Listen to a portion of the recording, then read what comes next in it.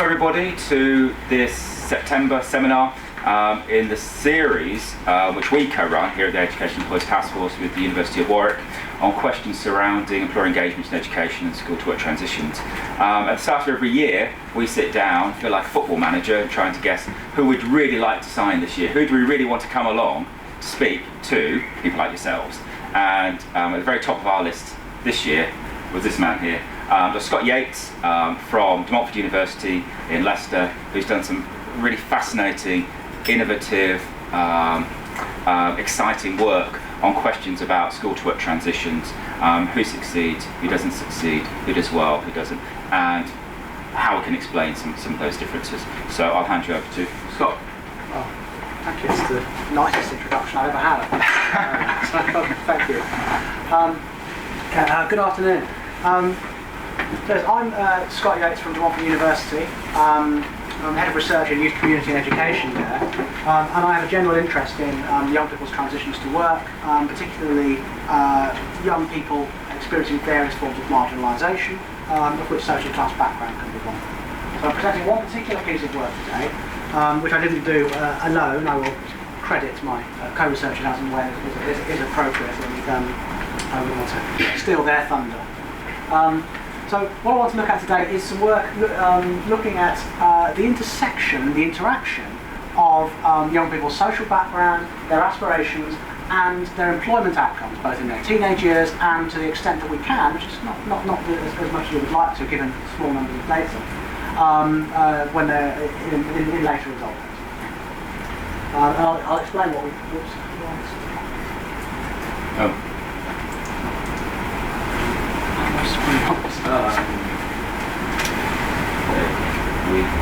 I think you touched that. Yeah, if you tap the screen, oh, it does. Oh, there you go. Oh, great. That's pretty easy. So I want to give some background to the problem first of all, because one of the indicators that we're interested in is NEET, non-employment educational training, a very kind of well-known abbreviation now, one that we've exported from the UK to other parts of the world. So considering unemployment in young people and NEET, I probably need to update this to say it's slightly more than 30 years now. But it's of course fairly well known that over the past, say, 35 years or so, we have seen massive increases in unemployment, and particularly youth unemployment. And I'd say this is a global issue, not just a UK issue.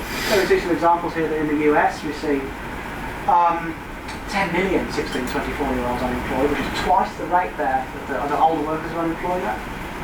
Globally, this figure I think is always quite startling, that globally young people are 17% of the population, but there's a huge disparity, and they represent 40% of the world's unemployed. There's a huge disparity there in terms of proportional representation. And in the UK, of course, we track NEET rates, and NEET has been a policy concern for quite some time now, the numbers of young people who are not in employment, education or training. So currently, between 16 and 18, we have 8.2% of people. So a very big jump between 19 and 24, 18.2% of people, young people, are currently NEET.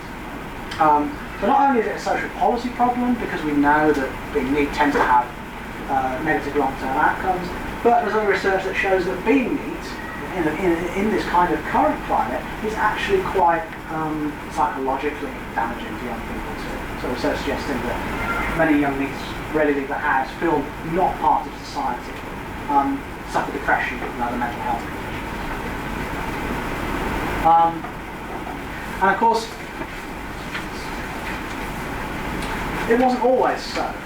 We did see quite sudden rises in unemployment, particularly youth unemployment, from the mid to late 1970s. One of the things that was fueling this and was associated with it was the collapse of traditional routes into long-term employment for early school leavers, those who would leave school at 15 or 16 and find relatively long-term secure employment. And since then, people have been more concerned with what they start to call young people's transitions, where there's become, of course, a notion of studying this, that we have to understand the ways in which, in a way perhaps we didn't before quite so much, young people are transitioning from different statuses, particularly transitioning from the status of compulsory education into post-compulsory training, work and final occupational destinations. And during this time, when we've seen this change in the labour market, many sociologists and people in working in these studies have argued that these transitions for young people generally have become more complex, more lengthy, more uncertain. And there's a concern for fractured transitions, which means that you leave one transitional state without securing a destination with another, particularly leaving school without securing training, post education or work.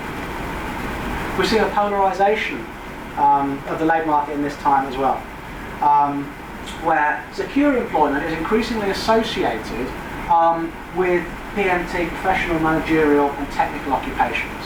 And at the more bottom end of the labour market, in the UK we have around 22% of jobs which are poorly paid, defined as less than 2/3 of the median wage, which is a lot higher than many of our European competitors. So we've seen changes in the labour market patterns, the type of labour market that is confronting young people when they leave compulsory education.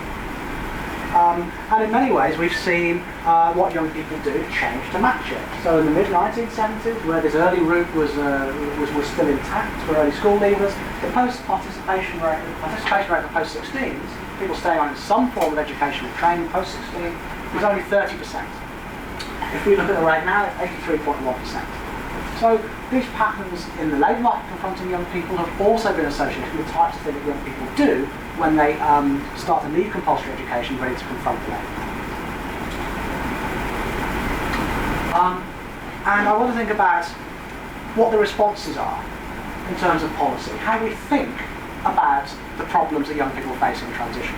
We know that transitions are more complex, we know that transitions are more liable to become fractured, and we know that young people are becoming neat and going on to have long-term problems as they leave compulsory education and confront this changed labour market. And we see throughout different terms of governments, across political parties, we see a concern with young people's aspirations. The notion is that young people have a poverty of aspiration, that they grow up without things to reach for, that we need to solve youth unemployment by creating an aspiration nation. This wasn't just on our side of the Atlantic or in our country. Quite famously, around the time Gordon Brown was making his statement, we heard from the United States that one of the main contributors to low employment, relative low employment for African Americans, was an ingrained poverty of aspiration within their communities and cultures. So not just a UK issue. We see transition services explicitly aiming not only to upskill, but to address the lack of confidence, skills and motivation that many young people are held to display. So the kind of ingrained sense that young people's aspirations are somehow an explanation for the labour market imbalances that we see. And it's in here that the study that I want to present fits. There was, of course, because we're not the first people to look at data, large-scale and small-scale data, in relation to what young people's aspirations actually are. There is a range of existing evidence, and I want to cover this before I go on to look at what our study adds, the questions we asked, and what we think we might add to the discussion. So a number of researchers, I've put etc. as just a small selection, have shown that as this labour market's change has taken place, we also see not only an increase in the post-16 participation rate that we've seen, but upward trends in aspirations and work ethic, where work ethic is operationalised by Miller and Parsons as the desire to have a job even if it's not a preferred option. So we see a general upward trend in aspirations and work ethic as these labour market changes took place from the 1970s onwards. And these trends, of course, mirror the availability of jobs that provide secure employment. So we find that aspirations for professional, managerial and technical occupations are widespread, even amongst young people from poorer backgrounds. And a number of researchers are working specifically on young people who face some of the greatest challenges and in some of the poorest areas. The work by Rob McDonald and Tracy Shildrick and their collaborators in particular, I think, that even in the poorest areas of the country, the most deprived, with the most denuded labour markets, most young people do remain committed to traditional values for work stability, financial security, including having a particular kind of job that can provide stability and financial security.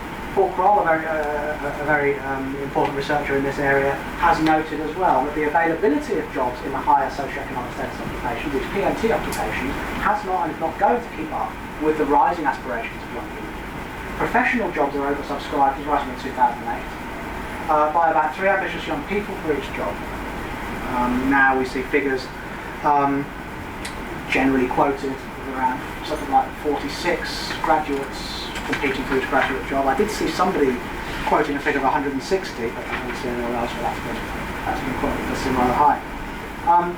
So there's some evidence suggesting that we have had an upward trend in aspirations, and that actually there's an oversubscription in terms of aspirations to the highest level jobs.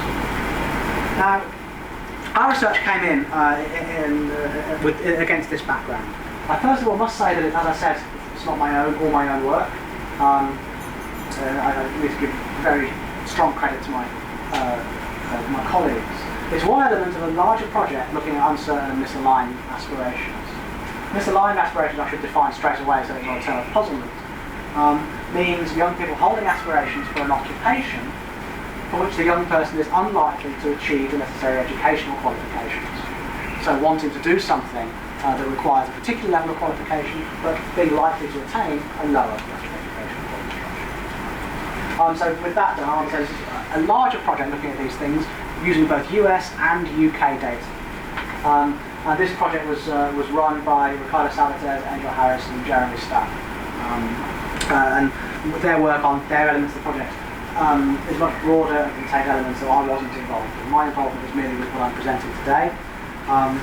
It's one element of the project which was prompted by my work with them and my asking awkward and critical questions occasionally, which, like very good social scientists that they are, they said, well, let's find out. So I want to say that the statistical wizardry is credited to my co-authors. I'm presenting here on my own, so mistakes and misappropriations must be blamed on me. But this element of the work was prompted by these critical questions about the meaning and impact of aspiration for young people from different social backgrounds. Does it mean the same, does it have the same kind of impact for young people from different social backgrounds to have a particular type of aspiration? Does it have the same kind of outcomes for them? The data that we used to start testing this was the British cohort study, 1970, BCS 70 as it's usually abbreviated. For those who, I guess, might need an explanation, it's a longitudinal data set following up young people over a number of occasions, collecting data from over 17,000 individuals who were born in the same week in April 1970. It followed up in waves at ages 5, 10, 16, 26, 13, 34. So it's a very powerful data set following people through lives and tracing the impact of different factors that were collected by the study. Unfortunately, these young people born in 1970 turned 16 in 1986 at a time when there was a widespread teachers' strike, which meant that the follow-up wave at age 16 was quite heavily affected and reduces the data, so the data that were available to just over 5,000 potential sectors. And one of the important points of data that we were to look at was the occupational aspirations, what young people want to do. At age 16, cohort members were asked about their occupational aspirations. Maybe it will suffice to read out the question as it was framed so you know what they said. The question asked was, nearly everybody of your age has some sort of idea what they want to do in life. Here is a list of types of jobs, careers, professions for which various amounts of training are necessary. How about your choice? Please tick a box to indicate your first choice for the type of career and as many other choices for careers that you may do. And so there were a range of career types available, and there was also an option for those who couldn't decide. They were also asked about their educational expectations, whether they expected to obtain O-levels, A-levels, whether they expected to go into other training or vocational courses, whether they expected them to go on to university. So this was our data set, and the measures we used to undertake our analysis. NEAT, of course, we were interested in the impacts of aspirations and background on whether or not young people were likely to become NEAT, not an education or training, employment or training. We defined NEAT as those spending greater than 6 months NEAT over the period between 16 and 18. We know there's a very high degree of what we call NEAT churn, of which I'll speak more later, where young people churn in and out of NEAT status. We were interested in particularly a sort of kind of prolonged and potentially more impactful, probably. Those who spend around, so it's a quarter of the time between 16 and 18 or more NEAT. We didn't just make this up, this is we're following other social scientists who've used this. For the sample we have, this gave 5% of males and 5.8% of females in the sample were neat for this period between 16 and 18. We used measures for those who are uncertain in their aspirations, that is, those who selected cannot decide for the question relating to what they want to do in terms of their later occupation. Overall, 7.3% of males, 6.4% of females in the sample. And we also coded for misaligned aspiration. And this will take some more explanation I'll come to. Those who had high aspiration, but relatively low educational expectations. So there was a misalignment between their aspirations and what they were likely to achieve. Now this was much more widespread, we start to see here. 39% of males and 41% of females across the whole sample. Much more widespread than uncertainty. This was the way in which we started to code these, matching up occupations to the level of education required for them.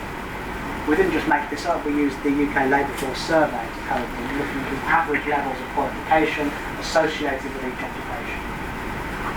And so we could start to match high and low aspirations to the type of job, high and low educational expectations to the types of job that people aspire to do.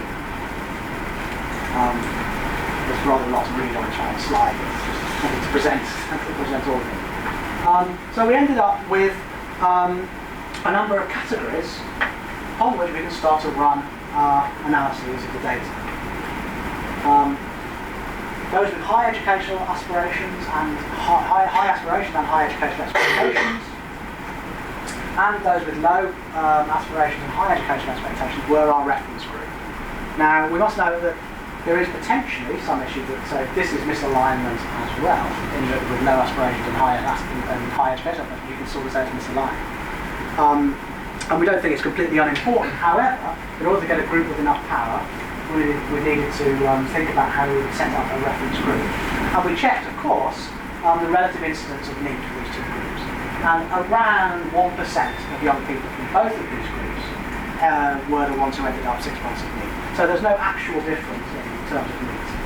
So it worked fairly well as a reference group for us to compare the impacts of the other conditions group. And so we had those with low expectations and low aspirations, 18% of males and 20% of females, those misaligned we've talked about, and those uncertain. And so with these in place, we're ready to start undertaking an analysis of the association between these variables and the odds ratio, how much more likely you are to become neat, depending on which category you're a part of. We should also say we of course controlled for a range of variables. There are a number of other factors which could predict educational expectations and need status, of course, that are outside of what we're actually looking at. We wanted to just look at the impact of aspiration and social background on need. There are other things that could predict it that we had to hold constant to control for, including black minority ethnicity status, age parents left education for the teenage parents, low birth rate, cognitive development, standardized test scores and so on. So we know that any association these might have with the other variables we're looking at won't be influencing the results we get, because we're controlling these in the estimations. And the methods we used were a logistic regression to estimate the impact of aspirations on needs. We ran separate estimations for males and females. We'll start to see why a little bit later. At first, we estimated the impact of misaligned and uncertain aspirations on needs. We ran both with controls and without controls first, and then added in control variables. And then we included interactions between aspiration and social class. So the interaction of these variables together as relating to the odds of becoming neat. Now, the results of the first analysis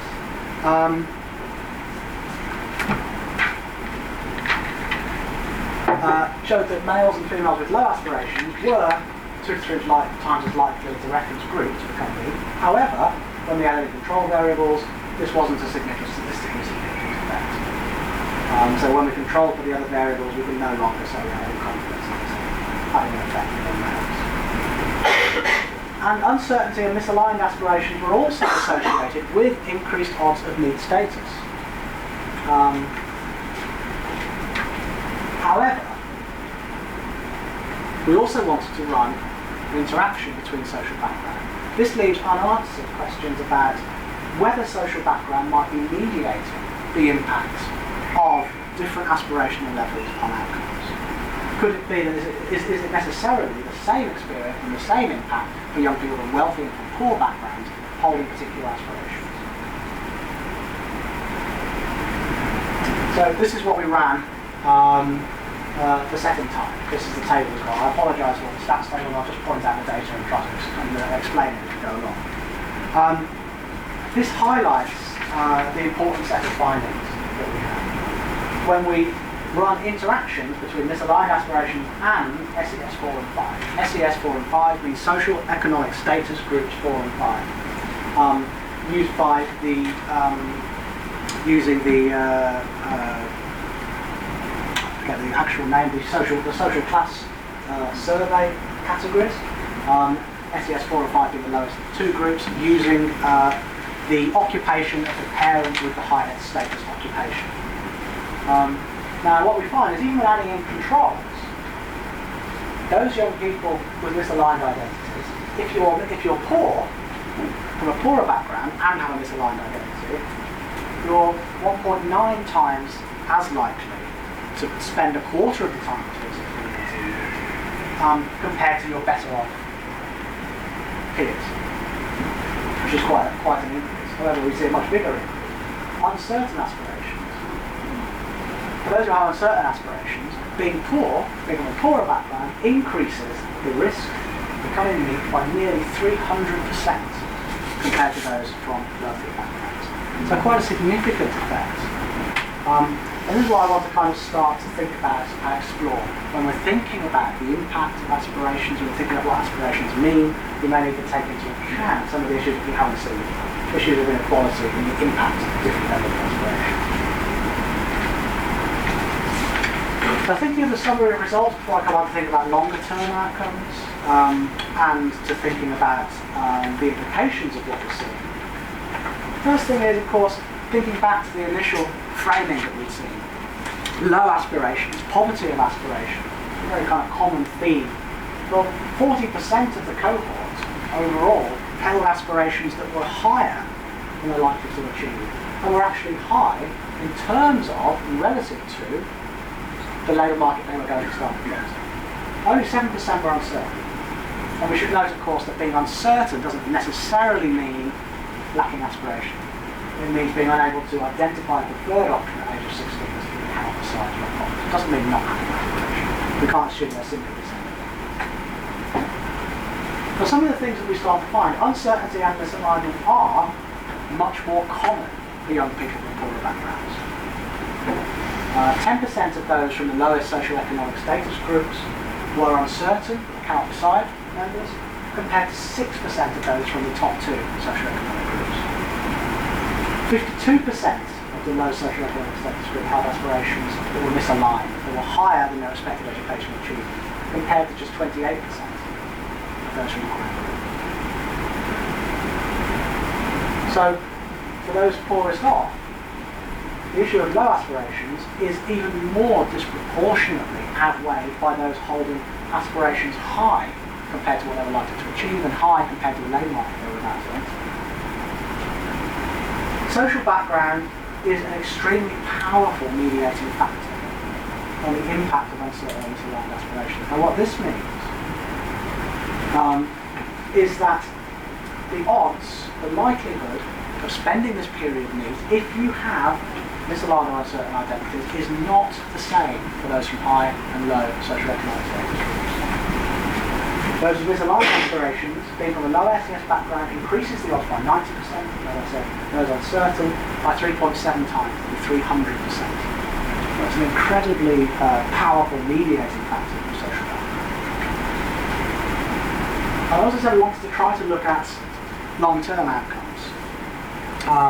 What happens later in life. We're concerned a lot of the time with meat because we think it has longer-term negative impact. Now, one of the problems is that we get down to quite small numbers when we run longer term issues, following right through the survey, and those who fit into these categories become slightly smaller. However, what we do notice, and one thing I should have said is that what I didn't do here and should have done, I only realised after I'd set my slides up, was that there's no gender differentiation, which there should be, for a number of reasons. One is these young people being of a generation where women might be not working due to supporting families, and also the disproportionate impact of teenage pregnancy on young women's outcomes, which was one of the other factors that we found. So, disaggregating by gender and looking at the impacts on young men, we end up with some smaller numbers, but we also end up with more marked figures. Being uncertain on its own without being neat, being having misaligned aspirations or having low aspirations, for those who don't also spend a period neat, doesn't seem to be particularly harmful. Overall, it doesn't seem to be particularly harmful compared to those high educational expectations. For young men, it's even more marked. Those who are misaligned in aspiration but don't spend a period neat, 95% have a job at age 34. Those uncertain but not spending a period neat, 91% have a job at age 34. So, uncertainty and misalignment on their own don't necessarily seem particularly harmful for those who don't always spend a period neat.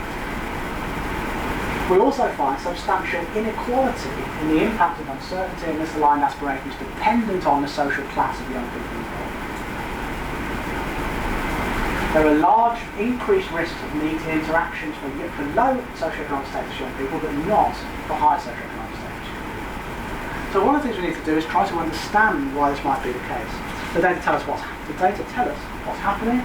They tell us what the case is. They don't necessarily tell us why. They don't tell us what we can do. These are things that we have to try to associate with other pieces of research, put into the framework of wider social science knowledge and figure out what to do.